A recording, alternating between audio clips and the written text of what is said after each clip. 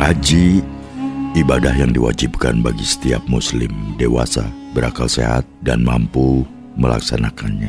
Bukanlah sekedar memakai pakaian ihram, tawaf mengitari Ka'bah, sa'i antara Safa dan Marwah, wukuf di Arafah, singgah di Muzdalifah dan Masy'ar al-Haram, dan melempar jumroh di Mina secara badani.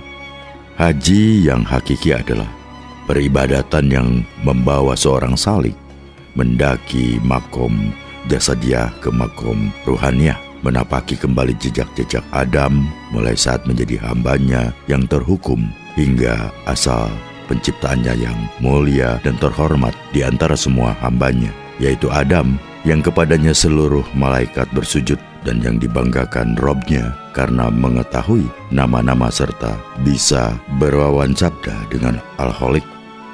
Bagi salik yang berhasrat mendaki makom ruhaniyah, syarat utama ibadah haji adalah melepas segala ingatan dan pamrih tentang kehidupan duniawi dan ukrawi sekaligus.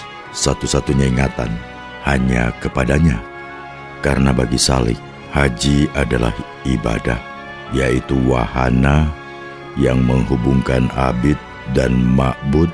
Dan karena itu keberadaan salik sebagai abid yang menggunakan wahana ibadah untuk menunjukkan kiblat hati dan pikirannya kepada ma'bud hendaknya lurus dan bersih serta suci dari segala sesuatu yang bukan ma'bud. Bid'ah adalah tambahan-tambahan di dalam ibadah yang membawa abid memalingkan kiblat dari ma'bud. Menjelang musim haji, Syekh Siti Jenar yang sudah menyiapkan kebersihan jiwanya untuk memasuki makom ruhaniyah, berangkat ke tanah suci dengan melewati samudera.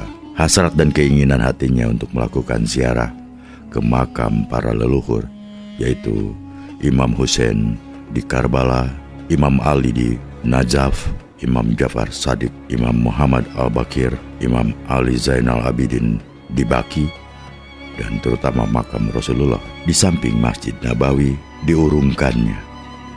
Uraian Ainul Barazik tentang hakikat tauhid telah meruntuhkan semua dorongan hatinya untuk menapaki kemuliaan dan keluhuran para leluhur dengan tujuan untuk mengangkat keberadaan dirinya. Soal ibadah, menurut hematnya adalah soal pengkiblatan antara abid dan ma'bud. Karena itu tidak sekali-kali abid diperbolehkan menggunakan atribut-atribut di dalam mengarahkan kiblatnya kepada ma'bud. Dengan melakukan perjalanan melintasi samudra, ia mendapati kenyataan bahwa di tengah samudra yang biru tidak terdapat sesuatu yang mengusik batin manusia. Hamparan samudra sepanjang waktu nampaknya hanya menyuguhkan ombak yang bergulung-gulung dan ikan yang beriringan melompat-lompat, serta kadangkala gelombang yang mengamuk, sebuah pemandangan yang sangat menjemukan. Meski demikian, di tengah samudra itu, hasrat dan dorongan ke arah duniawi dapat sangat kuat menerkam pikiran dan perasaan manusia.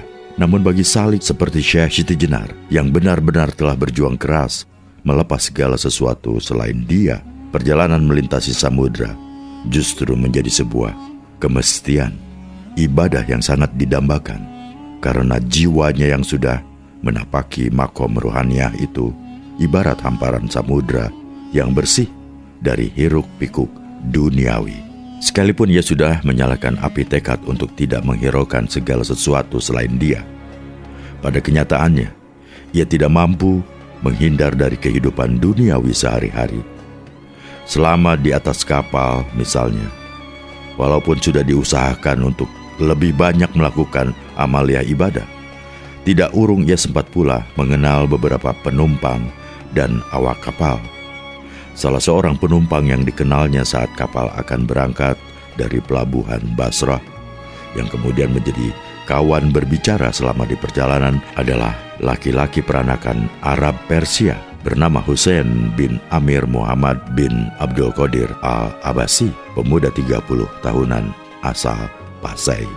Perkenalannya dengan Hussein dijebatani oleh Ahmad Mubasaroh Al-Tawalud yang ikut mengantar sampai ke atas kapal beberapa saat sebelum berangkat.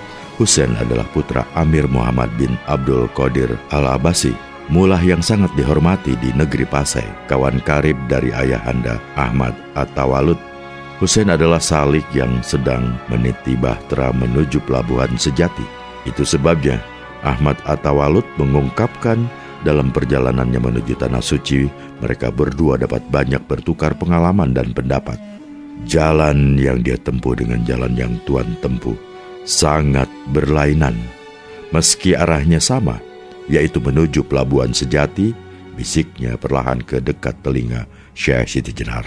Sesuai pesan Ahmad At-Tawalud, di sepanjang perjalanan Syekh Siti Jenar berusaha menggunakan waktu luangnya untuk berbincang-bincang dengan Husain.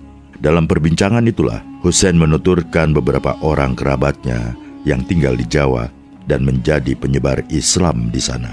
Bahkan saudara kakek buyut saya, Said Abdurrahman bin Qorames Al-Abbasi, menjadi pejabat tinggi di Majapahit. Kakek saya Abdul Qadir Al-Abbasi menceritakan bahwa adik dari kakeknya itu menggunakan nama Jawa, Arya Teja, yang menjadi sah bandar di pelabuhan Tuban. Selanjutnya Husain menuturkan bahwa penyebaran Islam di Jawa yang dilakukan oleh para saudagar dan guru-guru agama yang berasal dari Pasai menggunakan jaringan keluarga Al-Abbasi yang menjadi syah bandar pelabuhan Tuban. Jaringan keluarga Al-Abbasi makin kuat manakala salah seorang keturunan Abdurrahman bin Qoramas Al-Abbasi yang bernama Abdullah Siddiq menikahi putri Adipati Tuban. Dia kemudian menggantikan kedudukan mertuanya. Dengan demikian, keluarga Al-Abbasi menduduki dua jabatan penting, yaitu Syah dan Adipati. Berita terakhir yang saya terima, Abdullah Siddiq menggunakan nama Jawa, yaitu Tumenggung Wilwatikta. Berdasarkan uraian Husain itulah, Syekh Siti Jenar mengetahui bahwa pengaruh Alawiyin khususnya yang berasal dari Persia sangat kuat. Di Pasai, menurut Husain, paham yang kuat dianut masyarakat adalah Syiah.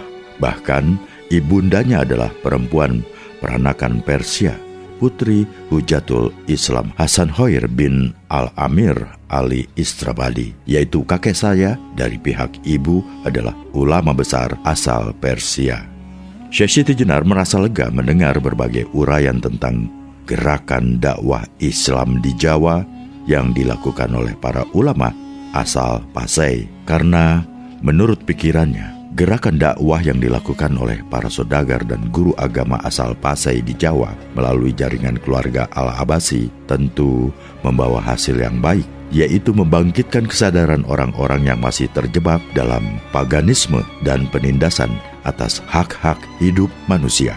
Sejauh ini menurut pengalamannya di Caruban, keberadaan Padepokan Giri Amparan Jati yang diasuh Guru Agung Syekh Datuk Kahfi belum cukup berarti mempengaruhi kesadaran manusia di daerah Galuh dan Pajajaran. Sementara kekuasaan yang mulai dibangun di daerah Bintara telah bertumpu pada upaya-upaya penegakan kekuasaan duniawi ketimbang menyadarkan masyarakat dari ketertindasan dan keterbelakangan. Dalam perbincangan dengan Husain, Syekh Siti Jenar mengungkapkan betapa berat medan dilewati di Jawa karena masyarakat sudah terperangkap ke dalam kerangka berpikir yang beku dan mandek. Masyarakat menurut Syekh Siti Jenar selalu dijadikan permainan oleh para elit demi kepentingan mereka. Baik penguasa maupun rohaniawan selalu memanfaatkan dan bahkan cenderung mengorbankan masyarakat untuk kepentingan pribadi. Hanya aroma keharuman Islam sebagai rahmatan lil alamin sajalah yang bisa membebaskan orang-orang dari penindasan atas sesamanya.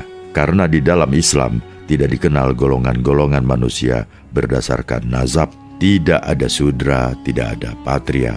Semua sama di hadapan Allah, yang membedakan hanyalah ketakwaan, ujar Syekh Siti Jenar. Sekalipun mereka sama sepakat bahwa Islam adalah rahmatan lil alamin, soal tidak adanya perbedaan golongan di antara manusia, ternyata keduanya tidak sepaham. Husain tegas-tegas menolak pandangan Syekh Siti Jenar. Menurutnya, tidak semua orang memiliki kemampuan untuk memahami dan mengamalkan agama.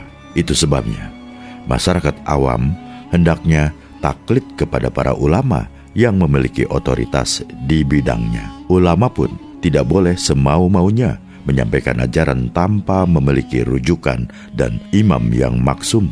Jadi menurut saya, jikalau semua orang diberi hak yang sama di dalam memahami agama, maka yang terjadi adalah kekacauan yang berujung ke terciptanya kerusuhan besar karena masing-masing akan mengaku paling benar sendiri. Sebenarnya ingin sekali Syekh Siti Jenar mendebat pandangan Husain yang menurutnya tidak sesuai dengan kenyataan sejarah lahirnya Islam yang awal.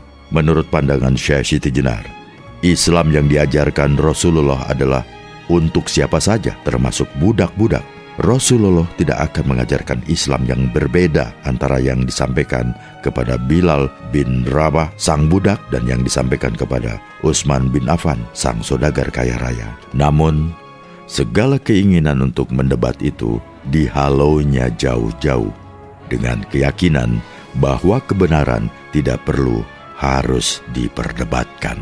Kebenaran akan mewujudkan dirinya sendiri sebagaimana bunga mawar yang harumnya menebar sendiri tanpa perlu diberitakan bahwa mawar adalah bunga yang berbau harum.